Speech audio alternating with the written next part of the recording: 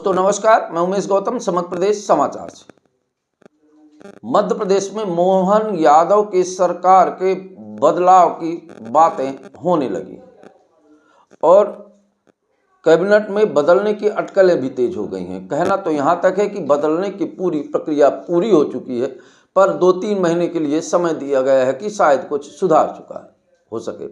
और कब और कैसे बदलना है ये सब सुनिश्चित हो गया है। बात आधिकारिक पुष्टि की बाकी है। वहीं सवाल दो तरह के उठ रहे हैं, दो तरह की चर्चाएं हो रही हैं। जब से मोहन यादव की मध्य प्रदेश में सरकार बनी तब से मोहन यादव के कुछ फैसले बिल्कुल भी सफल नहीं दिखाई दे रहे। ना तो रोजगार में कोई सुधार आया, ना शिक्षा में ही कोई सुधार आया। बड़ी बड़ी बातें, यहाँ तक कि मंच से ऐसे शब्दों का उपयोग किया जाता है जो कि मर्यादा के विपरीत भी होता है।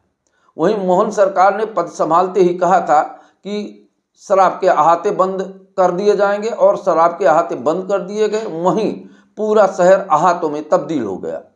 दूसरी बात, मोहन यादव ने कहा था कि रोड में मांस बिकना बंद हो जाएगा, तो आज ठेले और चौपाटियों में पूरे मध्य प्रदेश में मांस बिक रहा है। वहीं अपराध की फेरहस्त देखें तो अपराध चरम सीमा पर है।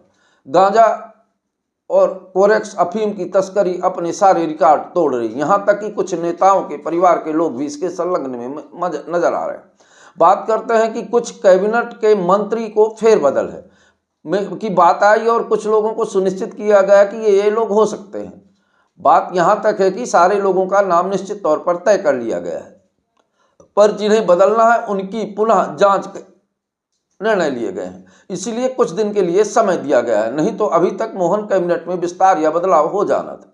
पर जो अटकलें थी वो शायद खत्म हो गई है, क्योंकि कैबिनेट में बदलाव के और सीएम के बदलाव के चांसेस बहुत कम है।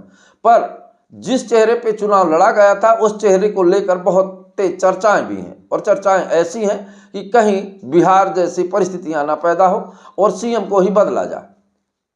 पर अभी इस पर कुछ कहा नहीं जा सकता। पर यह तय है कि कुछ मंत्री हैं जिनको निश्चित तौर पर हटाने की पूरी प्रक्रिया शुरू हो गई है और उन पर जांच पड़ताल भी की जा रही है। हालांकि वो मंत्रियों को पता है किनको किनको मुझे हटाया जा सकता है। वो लोग अपनी पूरी ताकत लगाने में लगे हुए हैं। खासकर मध्य प्रदेश में उन मंत्रियों पर खासी नजर सरकार की, क्योंकि वर्तमान में केंद्र से लेकर प्रदेश सरकार तक भ्रष्टाचारों के भयंकर आरोप लग रहे हैं। इन आरोपों से बचने के लिए कैबिनेट के लोग यह चाहते हैं कि प्रदेश सरकारों को हम ऐसा कुछ करें ताकि लोगों को समझ में आए कि हम परिवर्तन कर रहे हैं। वहीं बहुत सारे नेताओं मंत्रियों के नात रिश्तेदार अवैध कारोबार में लिप्त है। बालू कारोबार से लेकर गांजा तस्कर तक लोग सिमटे हुए हैं। वहीं सरकार इन्हीं मंत्रियों पर नजर बनाए हुए है। अब देखना है कि ये अपनी सफाई और स्पष्टीकरण कैसे दे पाते हैं। पर यह बात तो तय है कि आने वाली रामनवमी के तक निश्चित ही मंत्रिमंडल में फेरबदल होगा और कुछ चेहरे बदले जाएंगे और कुछ नए चेहरे जोड़े जाएंगे, और उन नए चेहरे का भी नाम किसी हद तक फाइनल हो गया है। बस आधिकारिक पुष्टि होना बाकी है। समय के साथ सारी चीजें परिवर्तित होंगी। पर यह बात तो सत्य है कि क्या कैबिनेट के बदलाव से मोहन सरकार में जो अव्यवस्थाएं पैदा हो गई हैं पूरे मध्य प्रदेश में, क्या उनको रोका जाएगा? क्या इससे कुछ सुधार आएगा? क्या मध्य प्रदेश में फिर से लोगों की खुशहालियों में कोई खास वजह आएगी, या इसी तरह फेर बदलाव के चक्कर में आम जनता को बरगलाया जाता रहेगा? पर यह बात तो तय है कि मोहन के मंत्रालय में, कैबिनेट में कुछ ना कुछ फेर बदलाव हो रहे हैं। बात राजनीतिक गलियारों की और राजनीतिक पंडितों की। राजनीतिक गलियारों और राजनीतिक पंडितों का कहना है कि सरकार ने कुछ ऐसे मंत्री बनाए थे जिनकी कार्य क्षमता केवल फोटोकॉपी तक रही और लोगों को बरगला कर घर घर में घूमने तक रही। यहाँ तक कि उनका विकास से कम लोगों को बरगलाने में ज़्यादा समय गुजरा और सरकार की मंशा अनुरूप कार्य नहीं कर पाए। ऐसे मंत्रिमंडलों का बदलना बिल्कुल तय है और निश्चित तौर पर इन्हें बदला नहीं जाएगा। पर जो मंत्री जानते हैं कि हमारी कार्यकुशलता कैसी रही है, उन मंत्रियों पर पुनः जांच और निर्णय किया जा रहा है। कुछ मंत्रियों पर जातीयता के नाम पर राजनीति करने का भी आरोप लगे हैं। कहते हैं कुछ क्षेत्रों में उनके ही समाज के सारे लोग हर पद पर बैठे हुए हैं।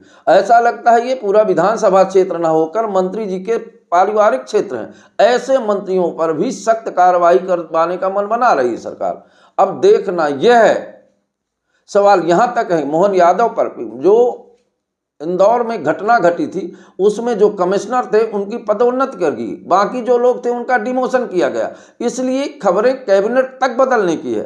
अब देखिए होता क्या है, आगे आगे देख जाइए, क्योंकि ये कोई सही और स्पष्ट सूत्र से अभी आधिकारिक पुष्टि की खबर नहीं है। ये तो राजनीतिक पंडितों के कयास है, पर एक बात तो तय है कि आने वाले दिनों में रामनवमी तक मोहन यादव की सरकार में कुछ ना कुछ सर्जरी होना है, और वो निश्चित तौर पर इसकी मंजूरी भी मिल गई है।